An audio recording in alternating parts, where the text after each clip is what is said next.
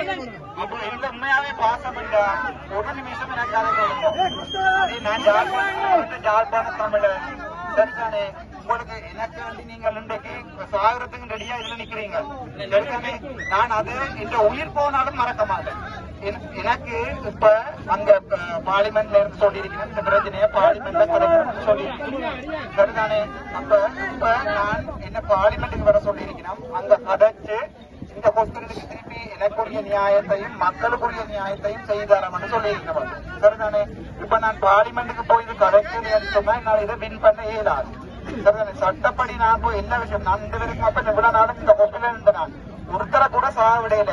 ஆனா 25 டாக்டர்ஸும் பீடியா இருக்கட்டும் யாரும் எல்லாரும் போய் அங்க ரெண்டு செத்தா என்ன பிரச்சனை கூடுமாண்டு நான் யோசிச்சா இந்த கையால ஒருத்தர் சாப்பிட 3 நாள் நான் சாப்பிடதான் பாக்குறேன். உண்மையாவே இல்லை அது உங்களுக்கு அன்பு இருந்து வேண்டாம் எனக்கு நான் பாக்குறேன்னு சொன்னா பிரச்சனை போடி உங்களுக்கும் பிரச்சனை வந்து உண்மையாவே போலீஸ் எஸ்எஸ்பி சார் வந்து என்னோட உண்மையாவே வந்து கதைச்சவர். அப்போ நாங்களும் தொழில் செய்யறோம் பப்ளிக்கும் பாவம் இது உண்மையாவே பேருந்து ஒரு பிரச்சனை ஆகினாடா உங்களுக்கு ஏதாவது கூட நடக்கும் அவைக்கு ஏதாவது கூட நடக்கும். நான் உண்மையா போலீஸ் என்றது எங்க ஒரு ஆக்கள் தானே சரிதானே. சாதாரண மனுஷர் தானே நான் யூனிஃபார்ம் போட்டு ஓடிக்கிறேன். என்ன பொறுத்த வரைக்கும் நான் ஒரு நீதியை மதிக்கிறார் மச்சான். அதால தயவு செய்து நான் சொல்றது கேளுமோ போலீஸ் சொல்றது என்னன்னு சொன்னா இந்த பிரச்சனை பண்ணி பாட்டிட்டு பார்லிமெண்ட்ல போய் கதைச்சிட்டு வாங்க கொடுக்குறேன்னு சொல்லி அங்கேயும் என்னோட எல்லாருமே கதைச்சிங்க பெரியாச்சு நான் பேர் சொல்லல அங்க வாங்கோ. இப்ப பார்லிமெண்ட்ல கதைப்பட்டு கொண்டு இந்த விஷயம் அங்க வாங்கோ கதைச்சிட்டு திருப்பி வருவோம். ஆனா நான் ஏமாத்தப்பட்ட இந்த தமிழ் மக்களுக்காண்டி நான் ஒன்றையோட சொல்றேன் நான் டாக்டரா வாழ்க்கையில வேலை செய்ய மாட்டேன். நான் எங்கேயாவது போயிடுவேன் சரிதானே. அது வேற நான் போய் பார்லிமெண்ட் இப்பவும் அப்ரூவ் சட்டப்படி நான் தான் எம்எஸ் விளங்குதா உங்களுக்கு. நீங்க நிக்கிறீங்க தானேடா நீங்க நிக்கிறீங்க தானே என்ன கொண்டு விட மாட்டீங்க கவுனியா தாங்க.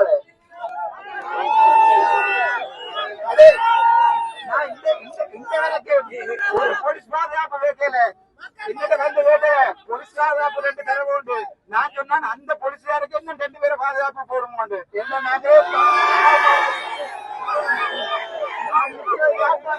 நான் நிக்கிற சவுத்துல இல்ல குடும்பல இல்ல நான் நிக்கிற யாழ்ப்பாணத்துல 30 வருஷம் பெத்து தான் போனாங்களே ஒழிய நாங்க ஒரு நாள் மலிஞ்சு போகல. நாங்க வீட்டுல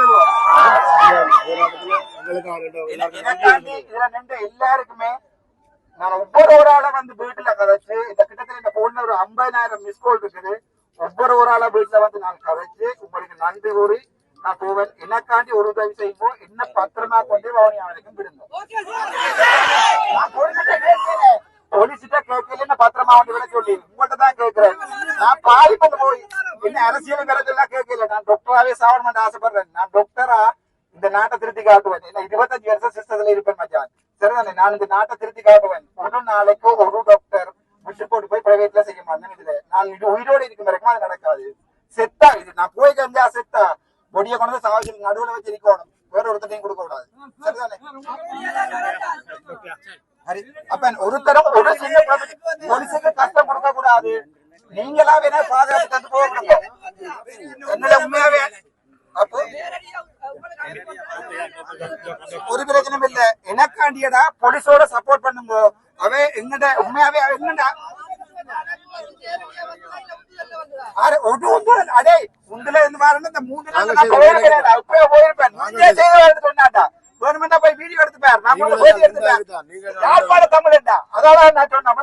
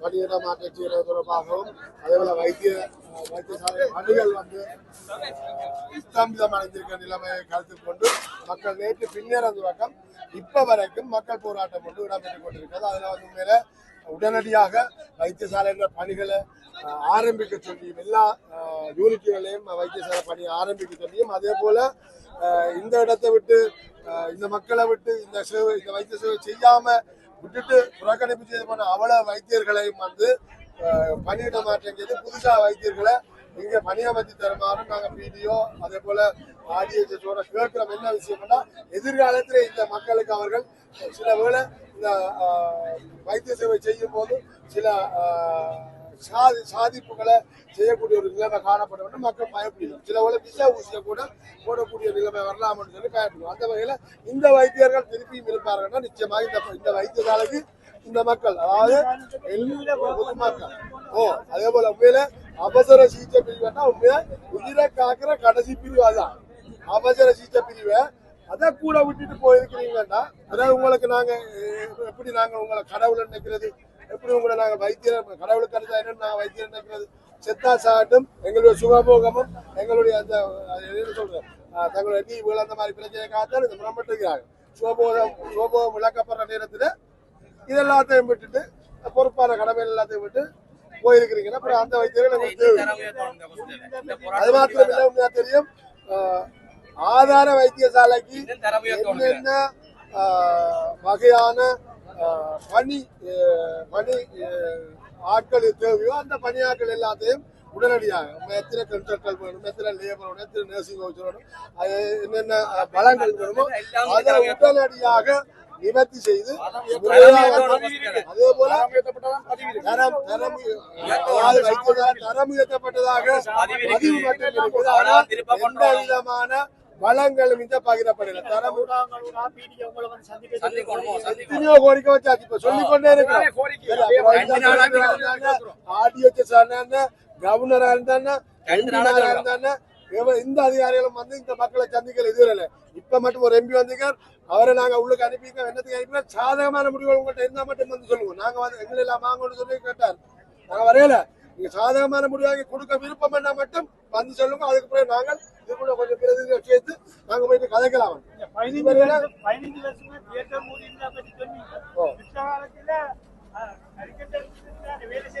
இந்த பிரதேசம் ஒரு போர்க்காலத்துல இந்த வைத்தியசாலை நான் நினைக்கிறேன் இப்ப இருக்கக்கூடிய யாழ் போதனா வைத்தியசாலையை விட கூடுதலான பணி செய்த ஒரு வைத்தியசாலை. அது ஒரு மாற்று கருத்து இல்ல. தெரு தெருவா எல்லாம் காயப்படுற முழு பேரும் இங்கதான்.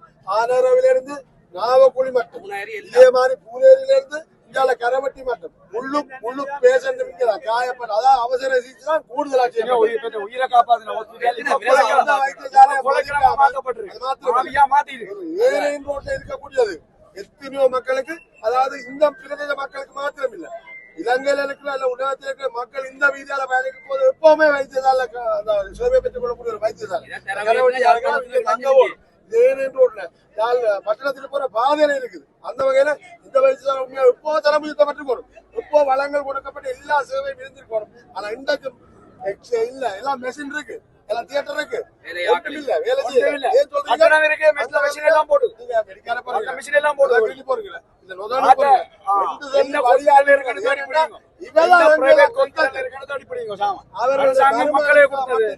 அரசாங்க வெளியில போனது எந்த பிரைவேட் ஹாஸ்பிட்டல் இருக்குன்னு பார்த்து அடிப்பாருங்க.